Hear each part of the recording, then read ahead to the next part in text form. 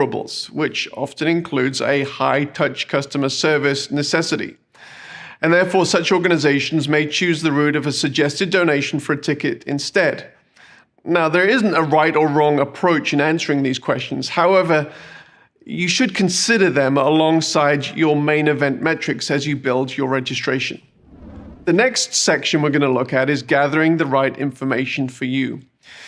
With any type of ticketing, you will need to determine the fields of information you wish to collect. These may include information necessary for registration and the smooth running of your event, information necessary to create a user profile in the event, and any other marketing information that is helpful for you. I'm just going to run through a list of examples of fields that you may consider, and we'll bring it up on the graphic. Name, your first and last name, email address, a full physical address, a partial physical address, country, state, postal code, telephone number, maybe social media links, a short bio, a profile picture of the attendee, a type of ticket required. You may want to suggest different types of audience journeys throughout the event. You may want to have a field for promotional codes, credit card information, and custom marketing questions and opt-ins. As we look at these fields, one of the questions that comes up: should I be concerned about privacy issues in collecting this data? As more and more companies have profited from using the personally identifiable information, PII, of their constituents, privacy concerns have become an increasing concern for any online endeavor. Now, in many countries around the world, legal frameworks have been created to protect citizens from the unscrupulous practices of certain online companies.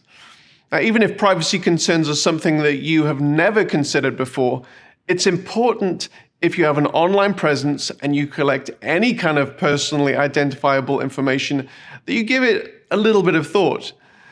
If you have a web or an app presence, now would be a good time to develop your own privacy policy, terms of service, and perhaps a cookie policy to communicate that you are not one of those unscrupulous organizations who are going to sell data to the highest bidder.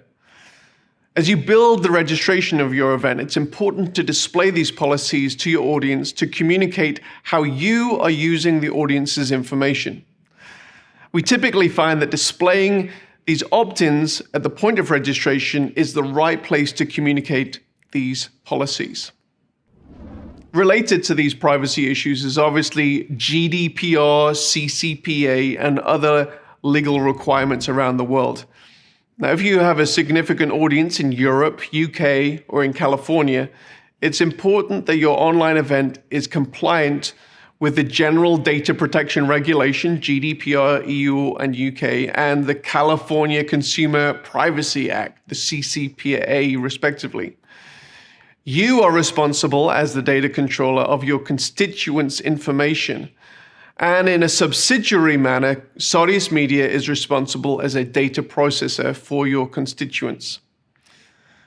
Other jurisdictions around the world have similar provisions to GDPR and CCPA, and Sodius tries to keep up to date with many of these. But we've placed an emphasis on compliance with both GDPR and CCPA, as these, up to this point, have been the gold standard in relationship to privacy compliance. Sodius will provide you with all the relative documentation regarding how we use the information to aid in the smooth running of an online event, and will require you to give permission so that we can process your data. The next question in building your registration is, should I limit the number of devices per registration? Privacy issues are nothing to be afraid of.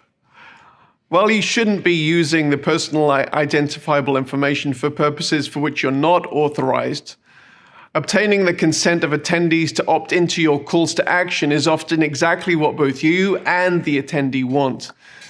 Business models moving forward will increasingly rely upon the organization's ability to customize their services and communications to their clients.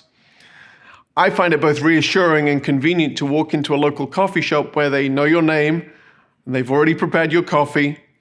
One barrier to collecting this information, however, is when individuals share their username and passwords. And this has been a problem that Netflix and many of the other online video platforms have to deal with. When Barry from accounting tweets out his access codes and suddenly 1,500 people are using it, you have a lot of useless information about Barry. Added to the fact that you may have missed out on selling many tickets and a lot of money. For these reasons, we recommend that you limit the amount of devices per registration. When an individual buys a ticket or registers to a Sardius-powered event, a unique token is created per registration, and that is used to create the individual event journeys throughout the event. It's also possible to restrict the amount of devices that can access the event on that token. As you build the registration, it's important to consider your goals and whether you wish to restrict each token to a specific number of devices, whether it's 1 device, 10 devices, 20 devices. Audience journeys. You may choose to develop an event where every attendee is served the same content the same way. Alternately, you may wish to create an event where the audience either chooses or is placed in a custom journey related to their audience segment.